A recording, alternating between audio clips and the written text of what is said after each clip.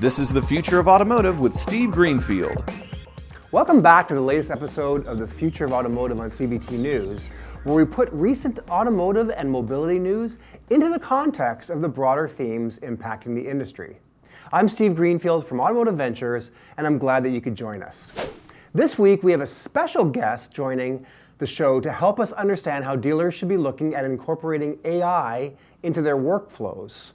Following the company's $104 million growth equity financing just in January, Impel, the global leader in digital automotive engagement software and data, has now launched a new product they're calling Chat AI, a dealer web chat product powered by generative AI and large language models. So with this news, let's welcome back to the show Impel's co-founder and CEO, Devin Daly. Devin, it's great to see you again, and congratulations on the significant product launch. Thank you much, Steve. It's always a pleasure to be here. Well, first off, and most importantly, I understand you've welcomed a new member to the family. Oh, yes, indeed, Steve. Baby Isabel is officially 6 days old now. Do I look rested? Well, congratulations, my friend. This is number two? That's right. That's right. And mom and baby are both doing great. And I will certainly send over a picture as soon as we hang up. But she certainly already has me wrapped around her very little finger. I can only imagine. Good luck, my friend. Good luck. Yeah. Well, let's get back to business here. So let's start with a general question. Just about everywhere we look nowadays, the news is covering ChatGPT and other generative AI products. Should auto dealers be paying attention to this trend? And if so, how?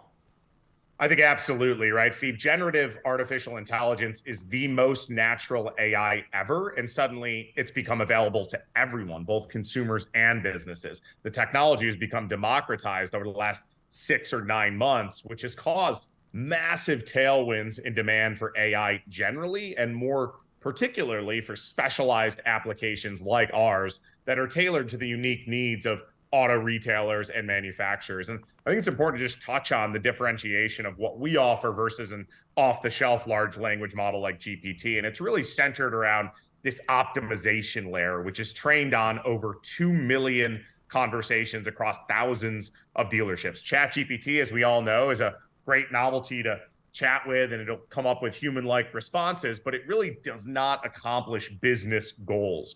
Our control layer is really optimized for conversion and business outcomes. It ensures brand compliance. It prevents hallucinations, which are common with generative AI, and candidly can cause catastrophic impacts to dealers. Examples of this optimization layer are: we can help prioritize aged vehicles. We can drive for an appointment or a conversion. We can customize how you want to handle pricing or financing inquiries, which will obviously vary based on dealer strategy.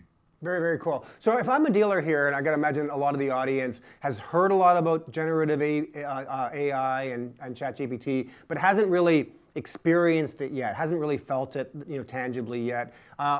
Any advice, like what's the coolest application for AI? Let's forget automotive for a minute, right? For AI that you've seen so far outside of automotive, and maybe what's the best way, if I'm a dealer, to start getting exposed and understand what is this thing? Yeah, great question, Steve. I think two that come to mind that are both interesting and relevant to automotive. First is the travel optimization application that Expedia launched. This is really similar to auto in that travel's very complex, highly considered, high ticket, and similar to auto, also very emotive or high emotional purchase. Mm-hmm. The way it works is you converse with Expedia's AI, you tell it where you're coming from, where you want to go, maybe some of the themes, if you will, of the trip, like museums or hikes or restaurants, and it comes back in a very natural concierge fashion with recommendations on logistics, activities, where to stay, most efficient or cheapest travel path, and more. So that's really powerful, and I definitely recommend checking that out. Secondly, I would say healthcare has a lot of parallels to automotive, and that there's a lot of touch points, a lot of data, and many operational workflows. We're seeing companies that are beginning to leverage AI to mine through that mountain of data and test results to find patterns, make predictions, alert staff to drive efficiencies and effectiveness in actions. Viz.ai, V-I-Z.ai, who raised the $300 million growth round, is an AI-powered healthcare platform that can proactively detect diseases, coordinate healthcare resources and workflows, which result in better medical outcomes. And Well, I think that's relevant. While not nearly as noble a cause as preventative healthcare or disease detection, there's a similar opportunity in auto to use AI to mine consumer behavior trends, DMS data, driving habits to know when someone's likely to sell their car, service, buy another car. So those are some of the best non-automotive applications that we've seen. That's awesome. Great context for those of us that are newer to AI in general. So, well, you guys, this is not a new buzzword. That you guys have been focused on AI now for a number of years. What business results have you seen AI deliver for dealers so far?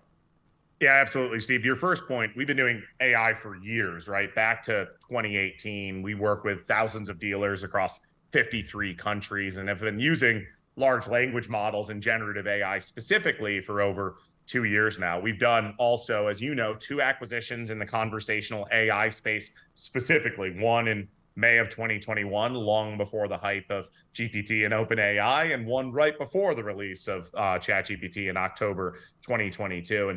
And the results that we see across the board are really around operational efficiency and the better customer experience. On the operational efficiency front, every dealer is able to handle more customers without needing to staff up and hire more people, right? We commonly see BDC reps or salespeople that used to be able to handle 150 leads per month are now handling 250 or 300.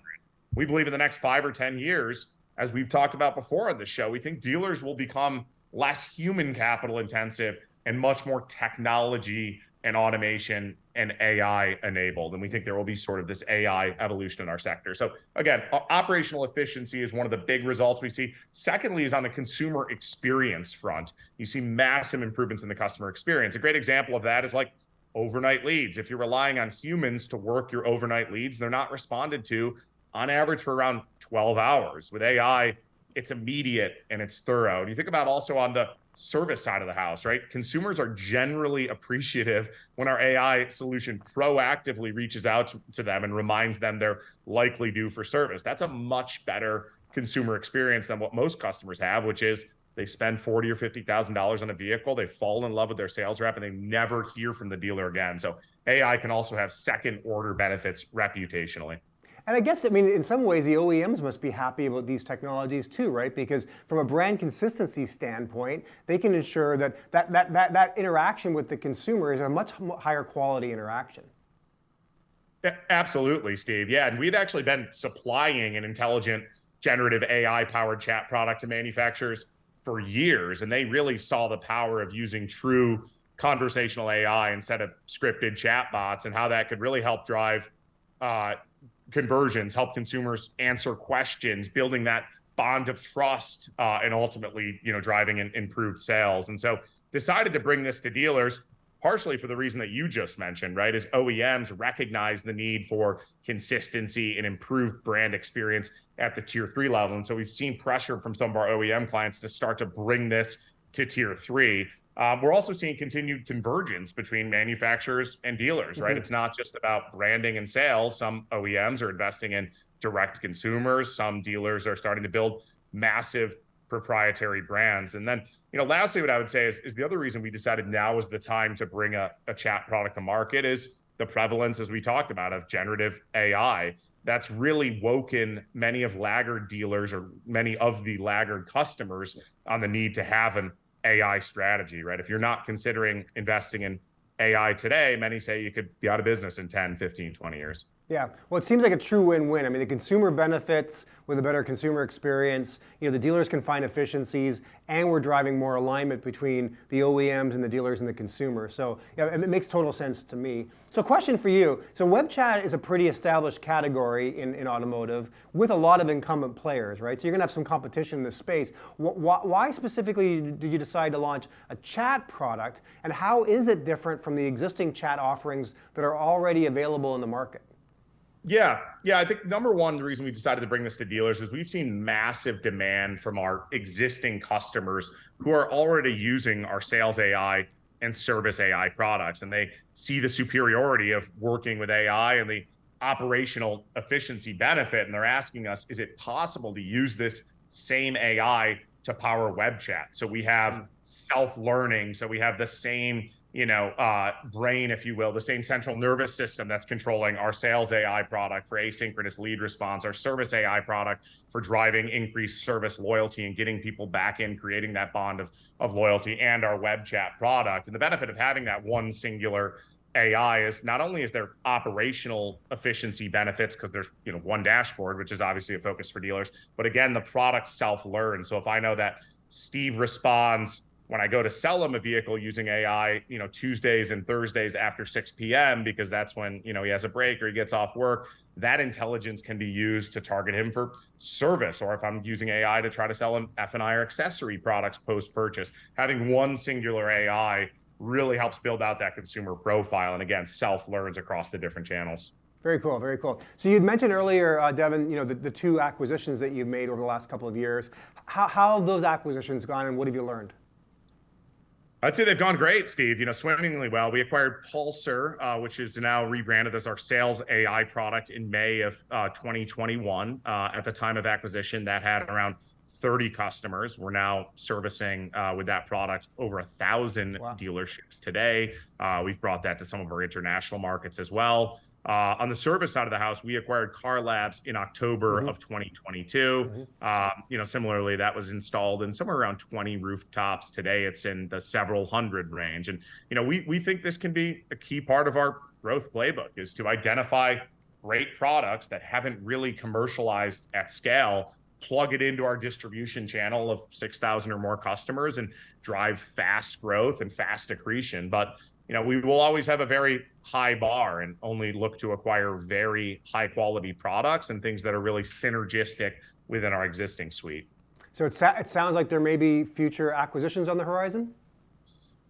I think so. Yeah, we're definitely contemplating something related to vehicle acquisition, right? The theme there is we believe the industry has woken up to the need to control your own destiny as it relates to inventory acquisition, right? We all realize that supply chains are brittle. We all still are plagued by inventory issues. We're seeing dealerships are, investing in car buying websites that they're driving traffic to. They're hiring acquisition managers. And we really think this would fill out our vision of full life cycle management. So you've got one AI that does everything from selling the vehicle to driving you back in for service to selling you F&I and accessories, and then eventually, based on driving habits, knowing when you're likely to sell that vehicle back and using a proactive AI to bring you back in and acquire that vehicle. And again, we think this won't only help maximize lifetime value, but will actually improve the consumer experience as well. Cool, very cool. Well, one last curveball for you here. So, there's a lot of buzz in the industry around the potential threat of AI.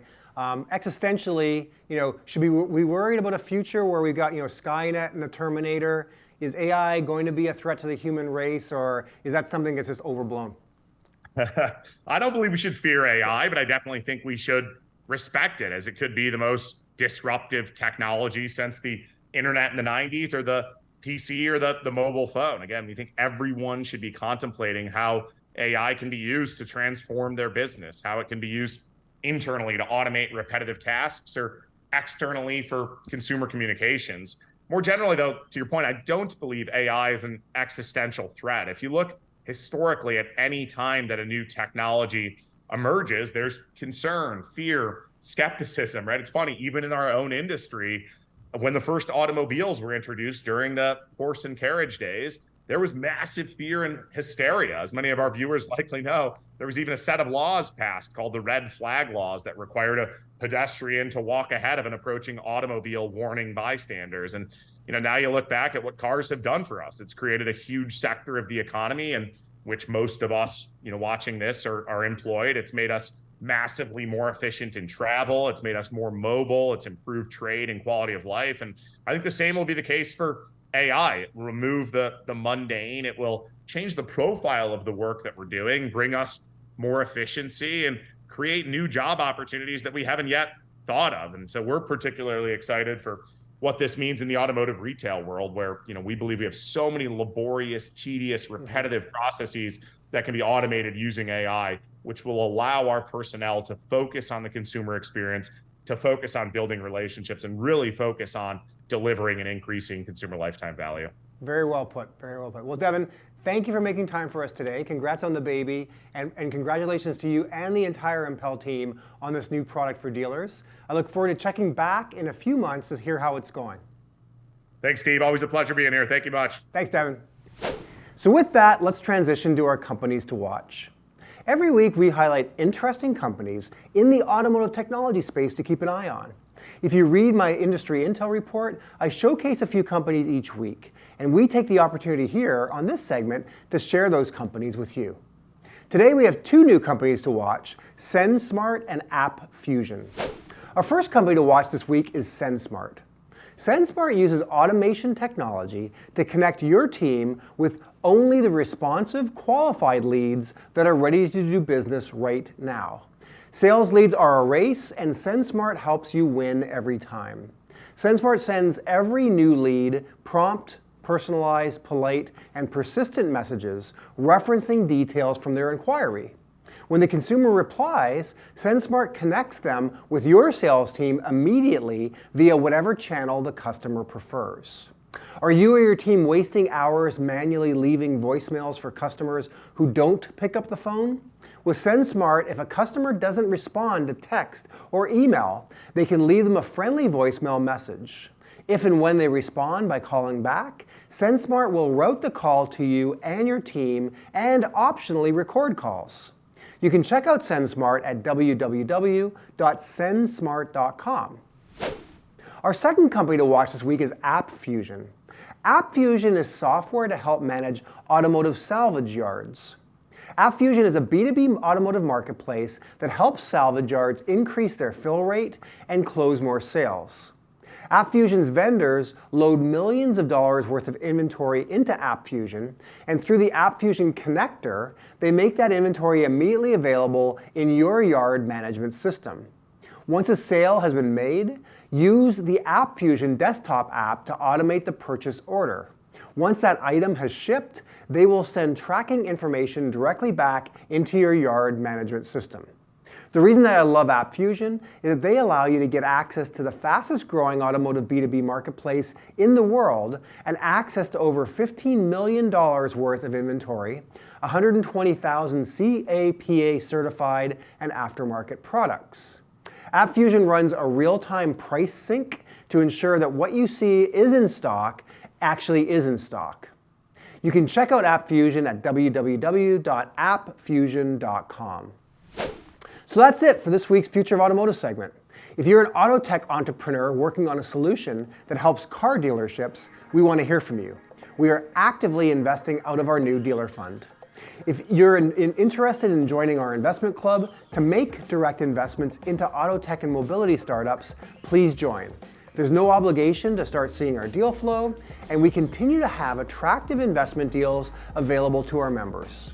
And don't forget to check out my book, The Future of Automotive Retail, which is available on Amazon.com. Thank you for tuning into CBT News for this week's Future of Automotive segment, and we'll see you next week. Thanks for watching The Future of Automotive with Steve Greenfield.